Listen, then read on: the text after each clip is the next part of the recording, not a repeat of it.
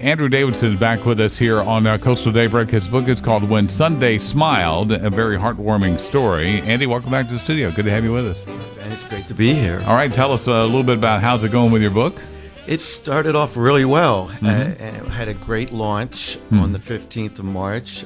Jumped on Facebook Live, and my family put the word out, and friends put the word out, and a number of people bought books. So it ended up jumping up in a couple of categories to number one. So for at least a short time, an hour or so. Well, that's all right. Hey, you were there.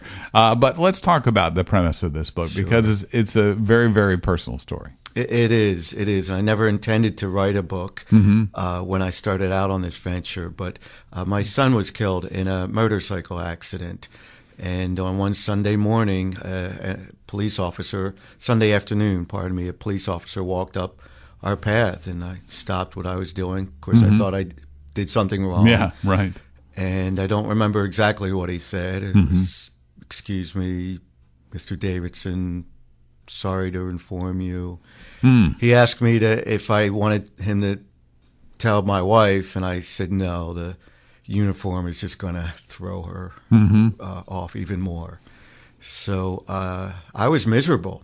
My wife said, you might feel better if you just cleaned up a little bit. But I was miserable, of course, as we both were, and dealing with the guilt and the grief and the emotions that go along with losing your oldest son. He was 30, going on almost 31 at the time.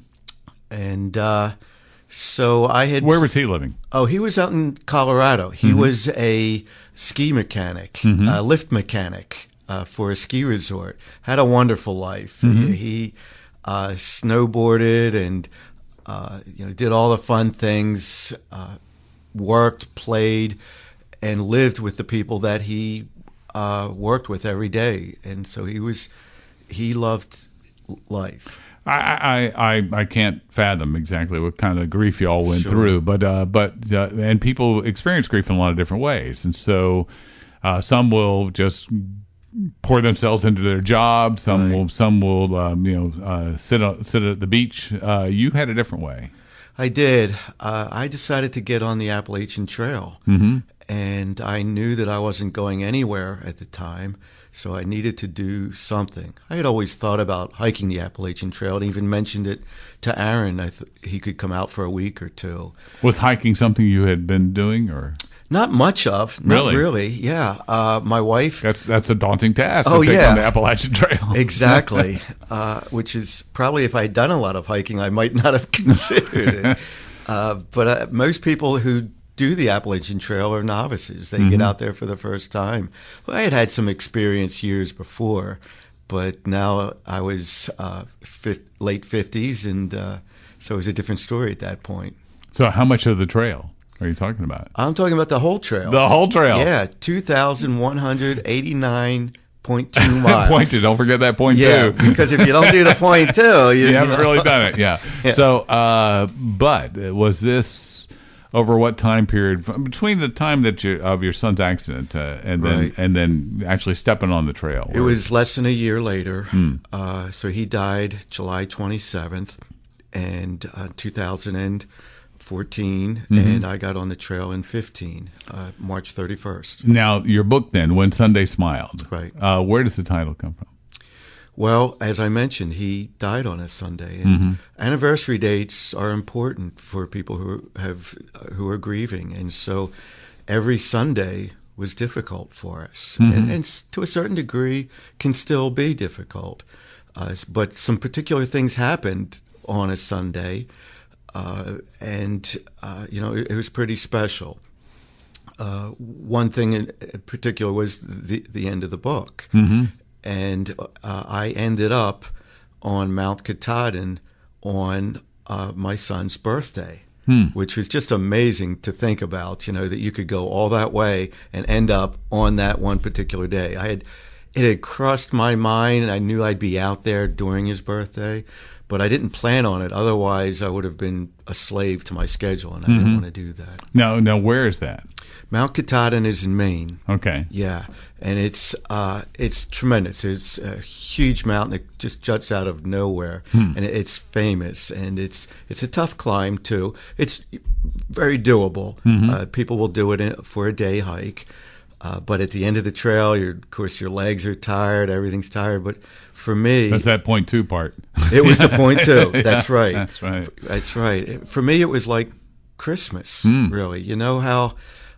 You put your Christmas tree up, and it's up. It's been up for weeks, maybe, but on Christmas morning, it's different. Special. Yeah. It's different, and that's how seeing this sign at the end of the trail was different for me, and it took my breath away. Did you find others seeking solace on the trail too? A number of people. Yeah, I met people who lost their wives to cancer. I met a man whose son was killed or died, and he was now a trail angel on the trail. And trail angels are people who help out hikers. And so there he was making meals for hikers coming along the way, and he had spread his son's ashes on one of the mountains there. It is interesting how we do find solace in God's creation, and it may be in different parts. Until you explore the depth and breadth of it, you don't really get it, I don't think. And that's why, and our friend Robert Carnegie said, Pastor Carnegie's, when you're up on top of the mountain, you're closer to God, and you are in many respects. You just feel, in some ways, so tiny in all of God's creation. But at the same time, you realize you're the pinnacle of all this creation. And so there's a complete significance and, a humble pride, I guess, if you can figure that one out, that it just envelops you. And when you're out in the wilderness, you see the connectedness. You see the bugs flying around, and you see a lot, right? Yeah. And you see these trees that have grown up with their roots surrounding a rock, and yet still holding on to life. And at the same time, you see these huge, magnificent trees that were blown down in a wind.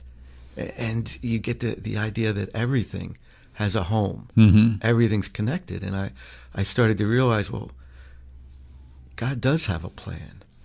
Any unexpected wildlife encounters while you were there? Not too many. I came across some rattlesnakes, but they let you know. And so they don't want you around. Yeah. I came across a couple of deer. I saw some bear at a distance. But mostly people. I was as wild as it got for me. Good and characters, or good and characters. They were all characters. And again, you live in. We don't realize how isolated we live, and sometimes with people who are like-minded and similar. We compartmentalize. Compartmentalize. Yeah. So there I was. Putting my thumb out, getting a ride at the very end. I stuck my thumb out. This guy picks me up. He had tattoos all over his neck, and he tells me, he goes, "God told me to pick you up." He said, "I'm an ordained minister." Yeah. Like, okay. There you go. And instead of taking you to Millinocket, which was just on his way, I'm going to take you to Bangor, Maine, an hour and a half away, because you need a ride. He was called. All right. That's quite an Uber pickup right there. Yeah, there you go. Now, did you prepare with advice from others who had hiked before this? I did. I tried to get as much advice as I could. I went online, read about getting ultra light packing gear and how to cut down on weight and how to stay up on calories. I did some training hikes, but my training hikes, around here, it's not too hilly. Flat, yeah. The biggest hill I had was the Emerald Isle Bridge. Yeah, that's right. But it was out in the rain one day, and I was with my dog, and I didn't realize wow, that's not rain, that's tears coming down my cheeks. And I realized that, God lost his son. Mm-hmm. And when you lose a child, when you lose a child, we say that you're part of a club. Nobody wants to be in the club, but we get it. And usually we stop and we just give each other a hug because there's no words that can really help. And when I realized God is in my club too, he's a person. He's not a human person, but he gave us all of his emotions, and he went through those same emotions of anger and sadness and so on. So. Andrew Davidson, the book is called When Sunday Smiled. How can people get a hold of a copy of this? They can get a hold of it on Amazon.com. It's the easiest way. And if they can also go to my website at andymdavidson.com. andymdavidson.com. Go Correct. there and find it. And are you making appearances different places? I am. I'll be at Gramercy Christian School this Friday. Okay. Really excited about talking to the 7th through 12th graders there. And I'll be doing a book signing at our Emerald Isle Chapel by the Sea on the 7th of April.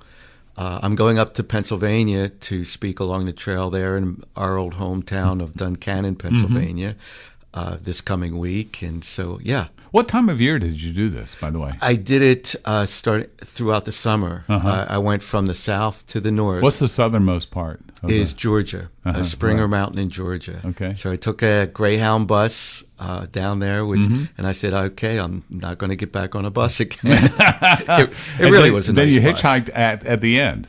Hitchhiked just to get to an airport. An airport, But you had to get rides all along the way, and people went out of their way to help us. Oh, through the parts that aren't contiguous? Or Well, to get off the trail and to get food, and then to get back on the trail, you needed some ways to do that. And people did that regularly? People did that. Some people did it for a calling, and some people just went, yeah, sure, I'll give you a ride. Okay. And that's what I found out, Ben, is that I got on the trail to get away from people, and I was angry at God, I was angry at people, and what I found out was that it was the people that brought me back, and it was God using all these different types of people to minister to me.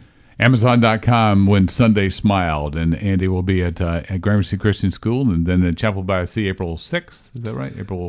Chapel by the Sea on April 7th. April 7th, and book signing there too. And so you can check it out in those places, but also go to Amazon.com and find the book there. Andy, thanks for joining us today. We appreciate it. Oh, thanks. It's been fun, Ben.